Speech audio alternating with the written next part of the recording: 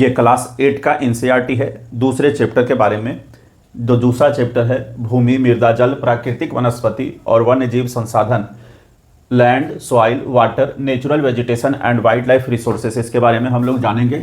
Class 8 के ये भी किसके लिए वीडियो उपयोगी है? क्लास 8 के लिए छात्र छात्रा कोई भी विद्यार्थी हो उनके लिए। ये एनसीईआरटी का ज्योग्राफी है, चैप्टर 2 है।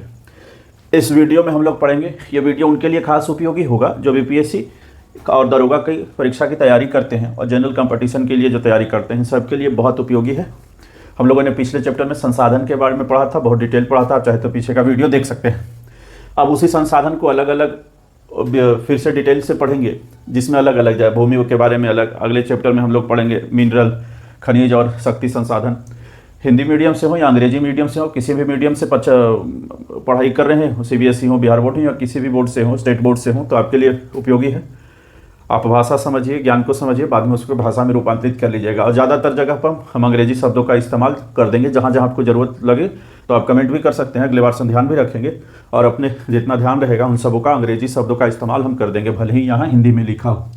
तो चलिए शुरू करते हैं। इस वीडियो में, इस चैप्टर में हम लोग क्या क्या पढ़ेंगे और किन किन सवालों का जवाब देंगे। तो सबसे पहले पढ़ेंगे हम लोग भूमि। भूमि क्या है? भूमि का उपयोग, भूमि संसाधन, भूमि रिसोर्स, लैंड रिसोर्सेज का संरक्षण, कंजर्वेशन। फिर दूसरा क्या पढ़ेंगे? मृदा क्या है? मृदा निर्माण के कारक, फॉर्मेशन ऑफ सॉइल, निम्नीकरण से संरक्षण, मृदा निम्नीकरण से सॉइल जो डिग्रेडेशन हो रहा है उसका कंजर्वेशन कैसे करेंगे, उससे कैसे बचेंगे, इस बारे में। तीसरा हम लोग का टॉपिक होगा इस चैप्टर में जल, जल उपलब्धता की समस्याएं, जल संसाधन का संरक्षण, वाटर रिसोर्सेज का कंजर्वेशन कैसे करेंगे, है ना, और जो एबिलिटी का प्रॉब्लम है उसके बारे में। फिर है प्राकृतिक वनस्पति। चौथा टॉपिक इसमें क्या है? प्राकृतिक वनस्पति और वन्य जीव, प्राकृतिक वनस्पति का वितरण। तो हम लोग पढ़ेंगे इसमें प्राकृतिक वनस्पति मतलब नेचुरल वेजिटेशन एंड वन्य जीव मतलब वाइल्ड लाइफ, प्राकृतिक वनस्पति का वितरण। फिर दूसरा टॉपिक इसी में क्या पढ़ेंगे? और जो नेचुरल वेजिटेशन है उसका डिस्ट्रीब्यूशन कैसे हो रहा है धरती के ऊपर, इस बारे में पढ़ेंगे। फिर है प्राकृतिक वनस्पति और वन्य जीव संरक्षण, natural vegetation and wild life का जो कंजर्वेशन है उसके बारे में पढ़ेंगे।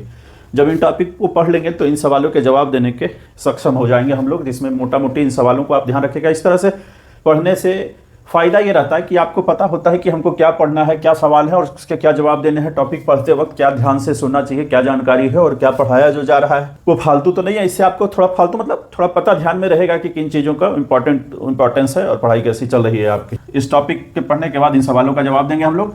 मृदा निर्माण के कारण, सॉइल फॉर्मेशन का जो फैक्टर है उसके बारे में, भूमि निम्नीकरण के कारण, सॉइल ये लैंड डिग्रेडेशन के जो कारण होते हैं उसके बारे में, भूमि को महत्वपूर्ण संसाधन क्यों कहा जाता है, इंपॉर्टेंट रिसोर्स क्यों है अपना लैंड, इसके बारे में। किन्हीं दो सोपान मतलब स्टेप्स, सरकार के द्वारा किन्हीं दो सोपान का नाम जो सरकार ने पौधों और प्राणियों के संरक्षण के लिए किए हैं।